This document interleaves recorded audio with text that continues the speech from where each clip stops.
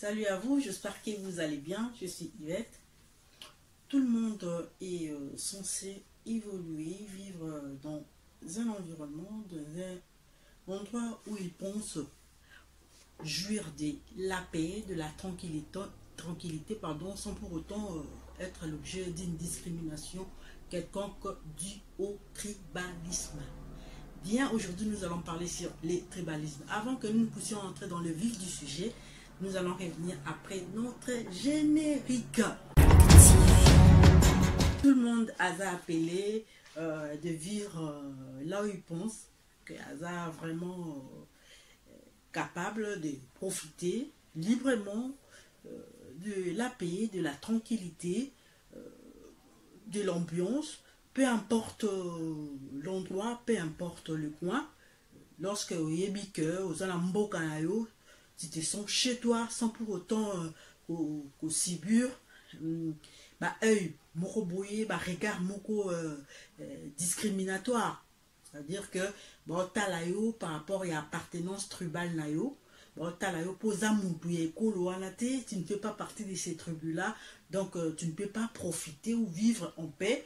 Nakati ya moya wana to nakati ya province wana to nakati ya village wana. Tribalisme ezubo mamakasi. Tribalisme ezelo moko qui datait de longtemps. Ça fait partie il y a des temps anciens. Ça n'a rien à voir en cette période, à ces plats 21e siècle où le monde vit comme un village planétaire. Nous vivons dans l'intersociabilité. Qu'est-ce qui cause ça? Et qu'est-ce qui cause ça? Pourquoi y rebondir? Pourquoi cette histoire de tribalisme rebondit encore? Pourquoi cette mentalité revient dans la tête des gens, dans la vie des gens? Tout cela rebondit parce que les gens commencent maintenant à évoluer en tant que ressortissants. Et cette histoire de ressortissants fait que les gens ça la différenciation par rapport aux appartenances tribales, par rapport à la couleur tribale. C'est-à-dire, tu ne peux pas mériter, il n'y a pas la méritocratie. C'est-à-dire, cette histoire de tribalisme vient détruire la méritocratie. La méritocratie, c'est ces valeurs-là de tenir compte des compétences, des aptitudes, des capacités intellectuelles, mentales, tout ce que vous voulez qui peut être mis en valeur, mis en avant pour que la société, un État, un pays puisse aller de l'avant, puisse bien fonctionner dans les différents secteurs de la vie. Méritocratie, c'est la seule valeur que nous devons réellement prendre. Mais lorsque le tribalisme commence à prendre de l'ampleur, partons de cette histoire des ressortissants. Nous sommes les ressortissants de telle province. Nous sommes les ressortissants de Bandundu. Nous sommes les ressortissants de Maïndombe. Nous sommes les ressortissants de l'histoire dans la province nous sommes les ressortissants d'Équateur. Nous sommes c'est ce qui favorise, c'est ce qui favorise cette histoire de tribalisme. Et ça détruit la méritocratie. Parce que en ce moment-là, lorsque une personne qui fait partie de telle tribu, il est ressortissant de telle tribu, lorsque il se voit nommé quelque part, ce qui fait que même dans son cabinet, vous ne voyez que les gens ça détruit les compétences ou encore les capacités, les aptitudes n'ont rien à voir avec des couleurs tribales. Un homme qui a de la valeur, un homme qui a des compétences doit mériter là où il est censé évoluer, où il est censé fonctionner, sans pour autant être à l'objet d'une discrimination ou d'une différenciation quelconque. Et ça, la maraté. Cette histoire-là, on le vit tout simplement au sein d'un parti politique ou dans l'église. Oui, ça commence à intervenir vivement dans l'église, tu vois, pour que la personne puisse assumer ou accéder au poste de responsabilité. Il doit être de la même couleur tribale que son pasteur, la même tribu que le mandateur, tribu que le mandateur. Dans les partis politiques, c'est pareil. Donc, cette histoire-là, c'est de la bassesse. Excusez-moi vraiment le terme, c'est d'une bassesse inqualifiable. Ça n'a pas de nom. Ça n'a pas de nom. Réveillons-nous. En plein 21e siècle, on ne peut pas vivre cette histoire de tribalisme. Au point qu'une personne ne peut pas aller vivre dans un autre coin du pays parce que par crainte, par souci de ces regards-là discriminatoires. Qu'est-ce que c'est cette histoire de discrimination? Et où tu as bloqué ces noirs?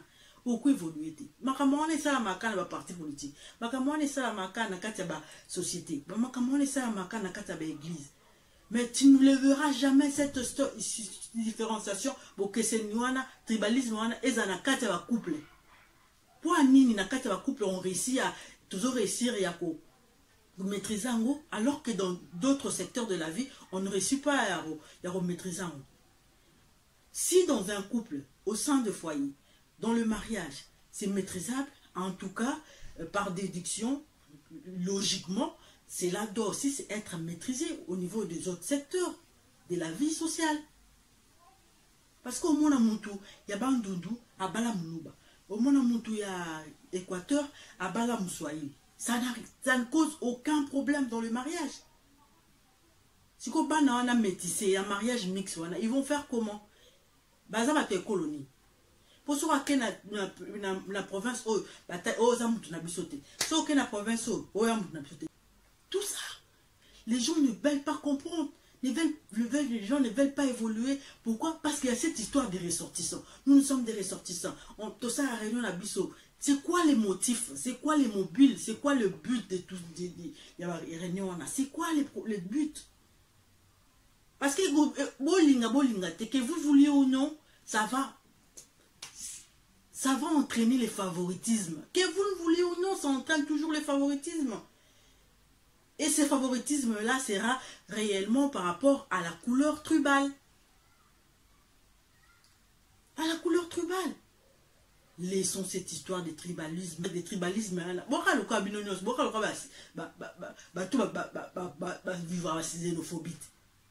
Où on est la différence? Où on est la différence? En tout cas, je nous exhorte tous, la méritocratie doit réellement être mise en avant. Bannissons le tribalisme, ça n'apporte rien. Ça fait que le pays puisse retourner au lieu d'avancer. Nous sommes appelés à vivre le plein développement et que chacun puisse être libre là où il veut vivre, mériter le poste qu'il doit occuper par rapport à ses compétences sans pour autant être objet de discrimination par rapport à sa couleur tribale. Bien, nous allons faire un clin d'œil à Sylvain Mavouzi. Nous allons encore dire un clin d'œil à Alice Kidia et à Bisoubougou. Nous allons terminer par dire aussi un grand merci à ceux qui continuent à nous écrire au niveau de Messenger. Nous savons que vous allez poser votre pouce Nabino Boye et non Boye. S'il y a des commentaires, n'hésitez pas à écrire. Encouragez-nous pour que notre communauté puisse s'agrandir. Yvette vous fixe rendez-vous pour une prochaine émission et nous vous disons bye.